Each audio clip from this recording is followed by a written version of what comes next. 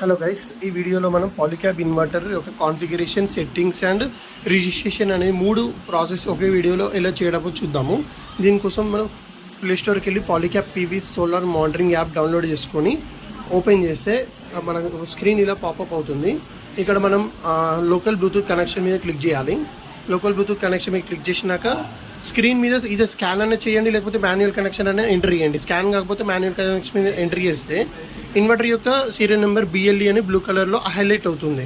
So highlight అయిన blue colour serial నెంబర్ని click చేయండి. అది లాస్ట్ డిజిట్ 4 డిజిట్స్ ఇక్కడ మనకి రిఫ్లెక్ట్ అవుతుంది అన్నట్టు. సో ఆ బ్లూ కలర్ దాని మీద క్లిక్ చేస్తే మనకి ఇన్వర్టర్ బ్లూటూత్ యొక్క డివైస్కి కనెక్ట్ అయిపోతాము. సో ఇక్కడ మనం ఫస్ట్ సెట్టింగ్స్ ఎలా చేయాలో చూద్దాము. కన్సోల్కి వెళ్ళాలి. రైట్ సైడ్ బాటంలో కన్సోల్ ఉంటుంది. కన్సోల్ మీద క్లిక్ చేస్తే ఫస్ట్ సెట్టింగ్స్ చేద్దాం. గ్రిడ్ పారామీటర్స్ మీద క్లిక్ చేయాలి. 4th option grid parameters. దాని మీద క్లిక్ చేసిన వెంబడే మనకి పాస్వర్డ్ అడుగుతుంది. పాస్వర్డ్ వచ్చేసి స్మాల్ లెటర్స్లో ADMIN అడ్మిన్ అని టైప్ చేసి ఓకే అని కొట్టేయండి. లాస్ట్కి స్పేస్ ఏమి ఉండకూడదు. ఇందులో టోటల్గా 7 సెట్టింగ్స్ చేంజ్ చేయాల్సి వస్తుంది. స్టాండర్డ్ కోడ్ ఏదైతే చూపిస్తుందో అది ప్రాపర్గా ఉన్నట్టే, లేకపోతే IN/IEC 617కి మార్చుకోండి. తర్వాత first connect delay, reconnect delay time 120, 120 అని 2 ఉంటాయి. వాటి రెండింటిని కూడా 40 సెకండ్స్కి మార్చాలి. సో మార్చిన తర్వాత ఫ్రీక్వెన్సీ హై లాస్ లెవెల్ 51 ఉంటుంది, 53కి మార్చండి. తర్వాత ఫ్రీక్వెన్సీ లో లాస్ లెవెల్ 49 ఉంటుంది, 47కి మార్చండి. తర్వాత వోల్టేజ్ హై లాస్ లెవెల్ 3 ఫేజ్కి అయితే 440 ఉంటుంది, 490కి మార్చండి. సింగిల్ ఫేజ్ అయితే 253 ఉంటుంది, 290కి మార్చండి. అండ్ వోల్టేజ్ లో లాస్ లెవెల్ వచ్చేసి 340 ఉంటుంది. 3 ఫేజ్కి 300కి మార్చండి. 340 ఉంటుంది, 300కి మార్చండి. సింగిల్ ఫేజ్కి అయితే 170కి మార్చండి. సో వోల్టేజ్ తప్ప మిగతా సెట్టింగ్స్ అన్నీ కూడా సేమే ఉంటుంది, సింగిల్ ఫేజ్కైనా 3 ఫేజ్కైనా. సో బ్యాక్ వచ్చేస్తే మిగతా 7 సెట్టింగ్స్ తప్ప చేంజ్ చేయాల్సిన అవసరం లేదు. బ్యాక్ వచ్చేసి అదర్ సెట్టింగ్ మీద క్లిక్ చేయండి. అదర్ సెట్టింగ్లో డేట్ అండ్ టైం మ్యాండేటరీగా చేంజ్ చేయాల్సి ఉంటుంది కొత్త ఇన్వర్టర్ సెట్టింగ్స్కి. సో డేట్ అండ్ టైం మీద క్లిక్ చేసి ఓకే కొట్టేయండి. ఓకే కొట్టేసాక సక్సెస్ అవుతుంది. సో మళ్ళీ ఇప్పుడు మనం బ్లూటూత్కి వైఫై కనెక్ట్ అవ్వలేదు కాబట్టి, కాన్ఫిగర్ అయ్యలేదు కాబట్టి వైఫై సెట్టింగ్స్లో మనకి IP address and wifi settings అన్ని కనిపించట్లేదు, బ్లాంక్లో ఉన్నాయి. ఇప్పుడు కాన్ఫిగరేషన్ ఎలా చేయాలో చూద్దాము. దీనికోసం మనం క్విక్ సెటప్కి వెళ్ళాలి. లెఫ్ట్ సైడ్ బాటంలో క్విక్ సెటప్ అని ఉంటుంది. క్విక్ సెటప్ మీద క్లిక్ చేస్తే మీకు చూపిస్తాను. సో ఫస్ట్ మెయింటెనెన్స్కి వెళ్తే మెయింటెనెన్స్లో మనకు ఆప్షన్స్ ఏమేమి ఉంటాయంటే model of the inverter, serial number, software version ఏముంది, ఇక్కడ ఇన్వర్టర్ బ్లూటూత్ ద్వారా కనెక్ట్ చేసి ఆఫ్ చేయొచ్చు, ఆన్ చేయొచ్చు, factory data reset, clear historical information ఇవన్నీ ఉంటాయి. సో అవసరాన్ని బట్టి యూజ్ చేసుకోవచ్చు. మన ఇంజనీర్ని ఖచ్చితంగా కాంటాక్ట్ అవ్వాలి.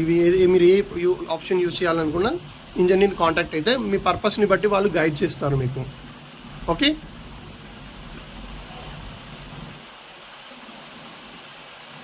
సో సీరియల్ నెంబర్ మీరు నోట్ డౌన్ చేసుకోవాల్సింది. సో క్విక్ సెటప్కి వెళ్ళాలి. ఇక్కడ క్విక్ సెటప్ మీద క్లిక్ చేశాక క్లిక్ ఆన్ ది స్విచ్ అని ఉంటుంది. సో ఇక్కడ నాకు వైఫై కనెక్ట్ లేను కాబట్టి క్లిక్ ఆన్ ది స్విచ్ అని కొట్టాను. సెంటర్ ఆఫ్ ది స్క్రీన్లో వైఫై SSID పక్కనే క్లిక్ ఆన్ ది స్విచ్ అని ఉంటుంది. దాన్ని మీకు క్లిక్ చేసిన వెంబడే మీకు వైఫైకి రీడైరెక్ట్ అవుతుంది. రీడైరెక్ట్ అయితే వైఫై ఆఫ్లో ఉంటే ఆన్ చేస్తే మీ వైఫై రూటర్ యొక్క యూజర్ నేమ్ అనేది వైఫై సెట్టింగ్స్లో రిఫ్లెక్ట్ అవుతుంది. మీరు హాట్స్పాట్ ద్వారా చేసే హాట్స్పాట్ యూజర్ నేమ్ రిఫ్లెక్ట్ అవుతుంది, వైఫై ద్వారా చేసే వైఫై యూజర్ నేమ్ రిఫ్లెక్ట్ అవుతుంది. సో దాంట్లో యూజర్ నేమ్, పాస్వర్డ్లో స్పెషల్ క్యారెక్టర్స్ స్పేస్ లేకుండా చూసుకొని సింపుల్గా ఉండాలి. నా వైఫై నేమ్ వచ్చేసి సాయి చంద్ర, వితౌట్ స్పేస్ ఉంది. స్పెషల్ క్యారెక్టర్ కూడా కామా పుల్ స్టాప్ అనేవి ఏం లేవు. సో దాన్ని మీరు క్లిక్ చేసినాక మళ్ళీ బ్యాక్ వస్తే మీకు వైఫై పాస్వర్డ్ మీద క్లిక్ చేసి పాస్వర్డ్ ఎంటర్ చేయాల్సి వస్తుంది. ఎంటర్ చేసి స్టార్ట్ ది కాన్ఫిగరేషన్ అని ప్రెస్ చేయండి. So start the configuration press చేశాక మీకు కౌంట్డౌన్ స్టార్ట్ అయ్యి వైఫై రూటర్ కనెక్ట్ యాక్టివ్ అని వస్తుంది. యాక్టివ్ అనే పాపప్ వస్తుంది. దాని అర్థం రూటర్ ఇన్వర్టర్ యొక్క డేటా లాగర్ అని మీ ఇంట్లో ఉన్న వైఫైకి లింకప్ అయిపోయింది, కంప్లీషన్ అయినట్టు. వైఫై రూటర్ కనెక్ట్ యాక్టివ్ అని వస్తేనే, ఇన్యాక్టివ్ అని వస్తే సంథింగ్ ఏదో ఇష్యూ ఉన్నట్టు. ఓకే, సో ఇక్కడ వైఫై రూటర్ కనెక్ట్ యాక్టివ్ అని వచ్చింది అంటే లింకప్ ఆల్రెడీ అయిపోయింది మనకి. ఇప్పుడు ఇక్కడ చూస్తే the inverter is connected to the router అంటే సక్సెస్ఫుల్ కాన్ఫిగర్ అయిపోయినట్టు. అండ్ రూటర్ యొక్క బ్యాండ్ విడ్త్ 2.4 GHz బ్యాండ్ విడ్త్లోనే ఉండాలి. అండ్ ఇన్వర్టర్ రేంజ్లోనే మినిమం 3 పాయింట్స్ ఉండేటట్టు చూసుకోండి వైఫై సిగ్నల్స్. సో ఇప్పుడు రిజిస్ట్రేషన్ ఎలా చేయాలో చూద్దాము. మళ్ళీ లాగిన్ పేజ్కి వచ్చేస్తే రిజిస్టర్ న్యూ యూజర్ అని ఉంటుంది. దాన్ని మీరు క్లిక్ చేస్తే phone number are email ID అడుగుతుంది. ఈమెయిల్ ID మీద క్లిక్ చేయండి. ఈమెయిల్ ID మీద క్లిక్ చేస్తే మీకు ఈ పాపప్ వస్తుంది. ఈ స్క్రీన్లో మీరు యూజర్ నేమ్ ఎంటర్ చేయాలని అడుగుతుంది, పాస్వర్డ్ ఎంటర్ చేయాలని అడుగుతుంది, ఈమెయిల్ ఐడి ఎంటర్ చేయాలని అడుగుతుంది. ఈమెయిల్ ఐడి ఎందుకంటే ఓటీపీ కోసం. మీరు యూజర్ నేమ్ క్రియేట్ చేసేటప్పుడు ఫర్ సపోజ్ నా పేరు సాయి అనుకోండి, నేను ఆల్రెడీ సాయి వేరే కస్టమర్ క్రియేట్ చేసుకున్నాడు, మళ్ళీ సాయి క్రియేట్ చేస్తే రాదు. సో యూనిక్ ఉండాలి. సాయి 5 కిలోవాట్, సాయి 3 కిలోవాట్, లేకపోతే సాయి నా ఇంటి పేరు పెట్టేసుకుంటా అలా. అండ్ స్పేసెస్ కూడా ఉండకూడదు. సో ఫస్ట్ నేను గోతిక్ పెంటగాన్ క్లౌడ్స్ అని పెట్టాను, తీసేశాను. సో ఇప్పుడు జస్ట్ గోతిక్ అని పెట్టాను, గోతిక్ 1 2 3 పాస్వర్డ్, ఇక్కడ ఈమెయిల్ ఐడి ఎంటర్ చేయాలి. ఈ ఈమెయిల్ ఐడి ఎంటర్ చేసిన తర్వాత మీరు ఈ క్రియేట్ చేసేటప్పుడు స్క్రీన్ షాట్ తీసుకోండి, యూజర్ నేమ్ పాస్వర్డ్ మర్చిపోతే రిమెంబర్ కోసం. So user email ID enter చేసేస్తే మనకి ఓటీపీ అనేది ఈమెయిల్ ఐడికి వెళ్ళిపోతుంది. And me email ID work అవుతుందో లేదో ఫస్ట్ చెక్ చేసుకోండి, ఓపెన్ చేసుకొని. సో ఇక్కడ కీబోర్డ్ కిందికి అనేసి గెట్ అని కొట్టండి. గెట్ అని కొట్టాక మీకు ఇక్కడ పాపప్ వస్తుంది, ఈమెయిల్ ఐడికి ఓటీపీ వెళ్ళిందని.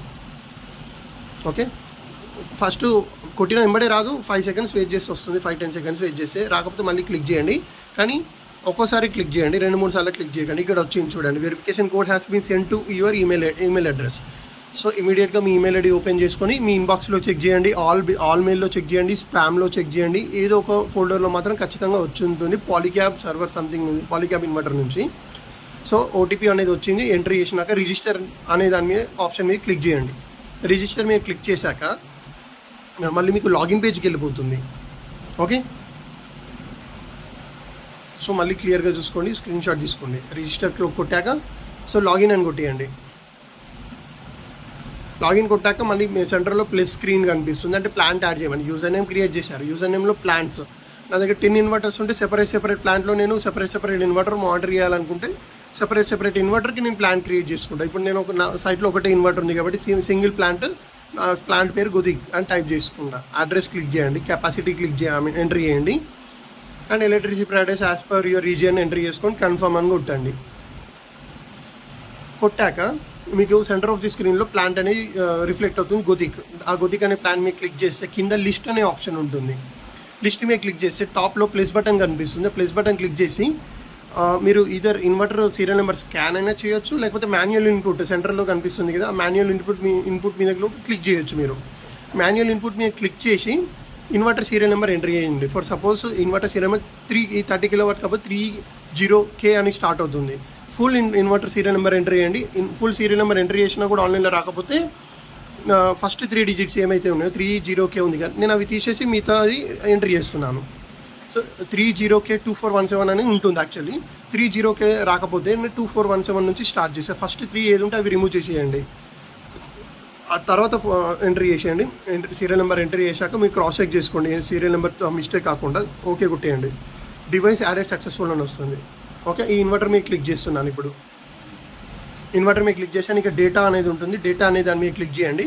ఇక్కడ output L1 L2 L3 already reflect అయింది, MPPT వోల్టేజ్ కూడా మీకు రిఫ్లెక్ట్ అయిపోయింది ఆల్రెడీ. సో మనకు డేటా అనేది ఈచ్ అండ్ ఎవ్రీ 5 మినిట్స్కి అనేది డేటా రిఫ్లెక్షన్ అవుతుంది, ఇమీడియట్గా రిఫ్లెక్షన్ కాదు. సో పేషెంట్గా వెయిట్ చేస్తే మీకు ఇదంతా ఆన్లైన్లో కూడా వచ్చేస్తుంది. సో మనం వెయిట్ చేద్దాము. మీరు ఫ్రీక్వెంట్గా స్క్రీన్ని రిఫ్రెష్ చేస్తూ ఉండండి. సెంటర్ స్క్రీన్లో పట్టుకొని కిందికి లాగితే స్క్రీన్ అనేది రిఫ్రెష్ అవుతుంది. ఓకే, సో పేషెంట్గా వెయిట్ చేయండి. ఇమీడియట్గా మీకు రిఫ్లెక్షన్ అయితే కాదు. బ్లూటూత్ ద్వారా మీరు స్పాంటేనియస్గా మీరు బ్లూటూత్ ద్వారా కనెక్ట్ చేసుకొని మానిటర్ చేసుకోవచ్చు. కానీ వైఫైలో సర్వర్లో మాత్రం each and every 5 minutes frequency ప్రకారం ఈ డేటా అనేది అప్లోడ్ అవుతుంది సర్వర్కి. సో ఇక్కడ నేను రిఫ్రెష్ కొట్టాను, 5 మినిట్స్ లోపే నాకు ఇన్వర్టర్ ఆన్లైన్లోకి వచ్చింది. ఇన్వర్టర్ మీద క్లిక్ చేయండి. మళ్ళీ సేమ్ డేటా అనే ఆప్షన్ కింద ఉంటుంది, క్లిక్ చేస్తే నాకు మిగతా డీటెయిల్స్ అన్నీ వచ్చేసాయి. ఇన్వర్టర్ సీరియల్ నెంబర్, ఇక్కడ డేటా అప్లోడ్ డేటా, టైం వచ్చేసింది, internal temperature, output power, L1 L2 L3 MPPT 2 voltage, ఇవన్నీ కూడా మీరు చూసుకోవచ్చు. చార్ట్లో గ్రాఫ్ చూడొచ్చు, లాగ్స్లో ఎర్రర్ చూడొచ్చు. ఓకే, అండ్ మీరు మైండ్లో ఏం పెట్టుకోవాలంటే ఇమీడియట్గానైతే డేటా అనేది రిఫ్లెక్షన్ కాదు. Every 5 minutes data cycle 1651 upload అయింది కదా, దాని తర్వాత 5 మినిట్స్లో రిఫ్లెక్ట్ అవుతుంది. ఓకే, సో ఇప్పుడు యూజర్లోకి వెళ్ళి లాగౌట్ చేసేద్దాము. ఇక్కడ కూడా మీకు డాష్బోర్డ్లో సేమ్ లోపటైనా ఇక్కడ బయట అయినా సేమ్ 5 మినిట్స్ తర్వాత రిఫ్లెక్ట్ అవుతుంది. యూజర్లోకి వెళ్ళి లాగౌట్ కొట్టేసేయండి. సో మీకు కంటెంట్ నచ్చితేనైతే లైక్ షేర్ అండ్ సబ్స్క్రైబ్ చేయండి నా ఛానల్ని. Thank you.